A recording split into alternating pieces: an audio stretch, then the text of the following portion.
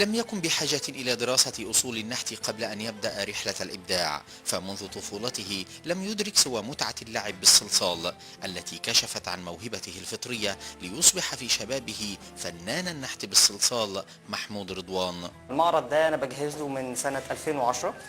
في شخصيات عالمية، نجيب ساويرس، أنجيلا جولي، فيدل كاسترو، تشي جيفارا، أوباما، كتير من الشخصيات الموجودة. حبيت أعمل حاجة جديدة في مصر، إن احنا نعمل شخصيات وكاركترات حاجة شبه المتاحف. فكرة إن هو يمسك الصلصال زي الأطفال لغاية دلوقتي ويشتغل بيه، فده في حد ذاته أولا بيعكس حاجات كتير أوي، إن هو ما زال يعني متمتع بالحياة البريئة دي. محمود برضو بالإصرار بتاعه بالتجربة قدر إن هو يوظف الصلصال العادي من مجرد لعبة بتخلص وتاخد وقتها وتتدمر، إلا إنها ممكن يبقى عمل فني، والعمل الفني ده فيه صفات العمل الدائم. هو المعرض الرابع للفنان حتى الآن، والجديد فيه تلك المجسمات لشخصيات كان لها بالغ الأثر في التاريخ، فهذا الأديب المصري العالمي الراحل نجيب محفوظ، وهذا القائد الثوري الكوبي جيفارا، وفيدل كاسترو رئيس كوبا لمدة 49 عاما، والرئيس المصري الراحل جمال عبد الناصر، والسادات وغيرهم الكثير. أنا بصراحة ما بعملش الشخصية وشوش بس، بشوف برضو، بحاول اقرا عنه معلومات. يعني بصراحه ما فيش شخصيه من اللي موجوده في المعرض الا لما قريت عنها كويس جدا وعرفت تاريخها، بحيث ان انا وانا بعملها ابقى مدرك انا بعمل ايه. يعني في ناس كتير انا عاملهم وعامل فيهم نقط معينه انا عايز اوصلها، ممكن ناس ما تبقاش مدركاها، لكن اللي قرا عن الشخصيه دي هيدركها بسهوله جدا. يعني كل اللي هو عمل لهم تماثيل ليهم تاريخ وليهم رصيد جواه، فعشان كده هو بيقدر يعبر عنهم بشكل جيد، وفي نفس الوقت بيتصور. الحقيقة يمكن بنسمع دايما عن الرسم بالصلصال وبنقول انه ربما يبدو نشاط بسيط، ولكن لما يكون فنان قدر انه يذاكر شخصيات كويس ويجسد شخصيات هامة جدا زي طه حسين وفيدل كاسترو، ويعني الثائر دائما الراحل جيفارا، وشخصيات عديدة الحقيقة يعني بلسان حال ان هو قرأ عنهم قراءة جيدة قبل ان يعني يرسم هذه الشخصيات ويعبر عنها الفنان محمود رضوان. اهلا بيك. اهلا بيك. انا بقول كده الفنان والناس بقى متخيله ان هلاقي حد كده صغير يعني. لسه صغير، يعني 24 سنه، مش كبير ومش صغير نص يعني. طب ليه اخترت الصلصال بقى؟ يعني وانا اخترت الصلصال ممكن نقول شويه ان الموضوع جه صدفه زي اي طفل بيلعب بصلصال في البيت. بعد كده الموضوع تطور بشكل فجائي. يعني ما حدش كان متخيل اصلا ان انا في موهبه ولا حاجه، طفل بيلعب بالصلصال عادي، لحد ما جه الدكتور يعقوب الشروني وبدا انه اكتشف ان في حاجه موجوده، فبدا انه يساعدني فيها. بعد كده بدات كليه فنون جميله تساعدني في الموضوع لحد الموضوع تطور كتير، وقدرت ان انا اعمل معارض تحت رعايه وزاره الثقافه. طبعا ده كان موضوع بالنسبه لي مهم جدا. فقدرت بقى من هنا اطور موضوع الصلصال، وعملت منه مناهج اقدر ادرسها للاطفال في مدارس وفي حضانات وفي سنتر. عملت كل ده امتى؟ يعني انت دراستك ايه وخريج ايه دي كمان الفكره ان انا كنت بعمل الكلام ده وانا بدرس تجاره. يعني فاخترت بقى يعني انا ما دخلتش فنون جميله للاسف، فرق 2 من 10. بس يعني رب ضاره نافعه ان حصل ان انا الموضوع كان مديني براح، لان الدراسه في كليه التجاره كانت ليها براح شويه، وما كانش عندي مشاكل في الدراسه كتير. كنا نقدر نلم في اخر شهر كل حاجه يعني كالعاده. كالعاده. فالفكره كلها ان انا كنت في فنون جميله، كنت اقدر ان انا ازور الدكاتره. كانوا بيدوني معلومات وكانوا بيساعدوني بالحاجه اللي انا ببقى محتاجها، فما كانش عندي مشاكل في النقطه دي. طيب المعرض اتكلمنا يمكن جزء منه استعرضناه في التقرير، واتكلمتنا عن تفاصيل المعرض اكتر، وانا يمكن قلت شخصيات على سبيل الذكر للحصر، قلت جيفارا، فيدل كاسترو، قلت هو انا اخترت علاقه بين اثنين جيفارا وفيدل كاسترو. اكيد قريت عن العلاقه التاريخيه اللي بينهم، علاقه الصداقه والحب، وقد ايه اتحولت بقى يمكن علاقه الثوره يعني قريت تاريخ كل هؤلاء الشخصيات، طبعا شخصيات كتير يمكن انا قلت جزء منها او بعض. هو الفكره كلها ان الشخصيات قبل ما كنت اعملها طبعا قريت عنها، نتيجه ان انا كمان قعدت اعمل بحث ضخم جدا عن الصور الشخصيات دي وهم مين اصلا موجودين في التاريخ. طبعا احنا بنقول فيدل كاسترو، بس معلومه صغيره، هو الناس اصلا ما تعرفش مين فيدل كاسترو، هو الناس دايما عارفه مين تشي جيفارا، نتيجه ان كان دايما في صور ليه موجوده طبعا. ودايما اللقطه بتاعت لما توفى طبعا، والصوره بتاعته الايقونه اللي موجوده على التيشيرتات، فهو مميز جدا.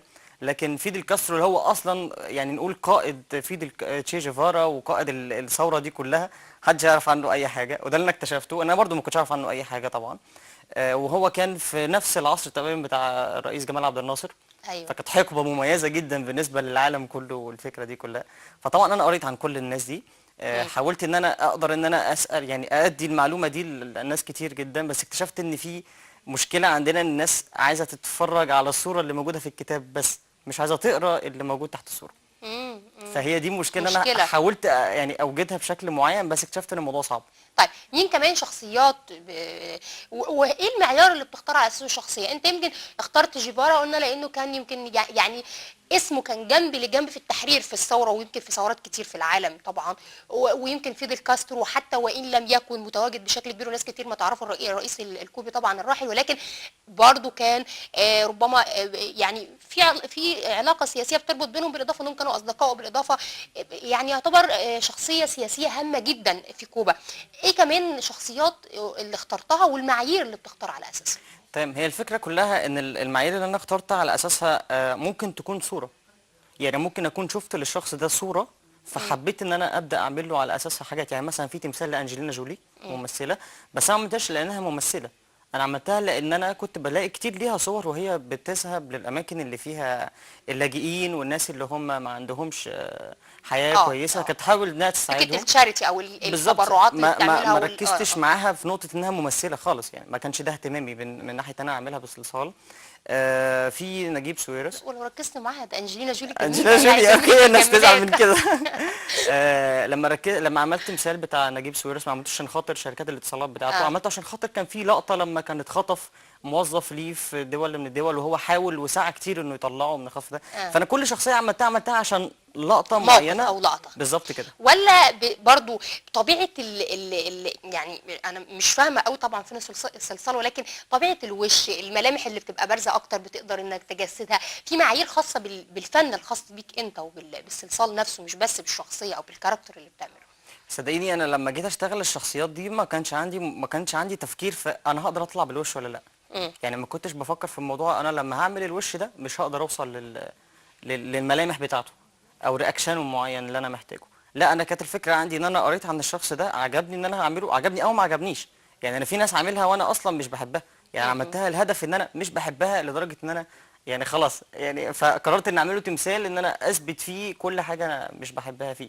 فكل حاجه انا عملتها يعني بالحب او بغير الحب، تعبت فيها طبعا وتحميل صور مين كمان نماذج؟ اتكلمنا عن بعض الشخصيات السياسيه، اتكلمنا فيدل كاسترو جيفارا، اتكلمنا عن يمكن طه حسين، هو نجيب محفوظ. نجيب محفوظ عفوا.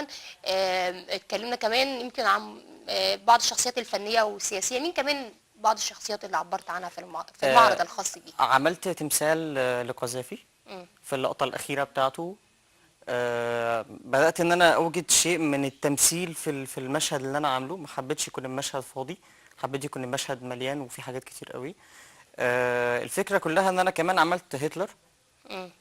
ما يعني كل تمثال انا عملته ما كانش هدفي بس ان يظهر الصورة بتاعة الكتاب، انا حابب ان الناس تقرا. يعني انا عملت تمثال هتلر نتيجة ان انا قريت كتاب كفاحي كله وقريته بكذا، وكل لغه على فكره بيترجم. يعني انا قريت كتاب كفاحي 3 مرات، وكل مره قريته في ال3 مرات لقيت يعني بدايه صفحه غير الصفحه خالص، بيختلف ترجمته تماما. هو يمكن هتلر كان من الشخصيات اللي معقده جدا كومبليكيتد بشكل كبير، وكمان في كتاب كفاحي تحديدا ما تعرفش مين الراجل ده، ما تعرفش هو الراجل ده مظلوم ولا ظالم، هو مسجون ولا هو الرئيس ولا هو ايه بالظبط. فكره النازيه وفكره اليهود، يعني اشياء معقده جدا.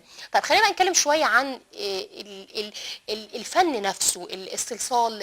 يعني مين الشخصيات او مين يعني لو اتكلمنا مثلا مين كان مثلك الاعلى، مين اللي ساعدك؟ الفن ده منتشر بنسبه قد ايه؟ او المعرض لقيت استجابه ليه؟ مين النوعيه او مين الفئه اللي بقت مقبله على المعرض بشكل اساسي؟ تمام. هو ده كان المعرض الرابع ليا تقريبا. كان عملت قبل كده معرضين في نقابه الصحفيين، قاعه عبد السلام الشريف وقاعه بيكار تحت رعايه وزاره الثقافه دكتور صلاح المليجي. بعد كده شاركت مع دكتور طاهر عبد العظيم كعامل معرض السيره النبويه.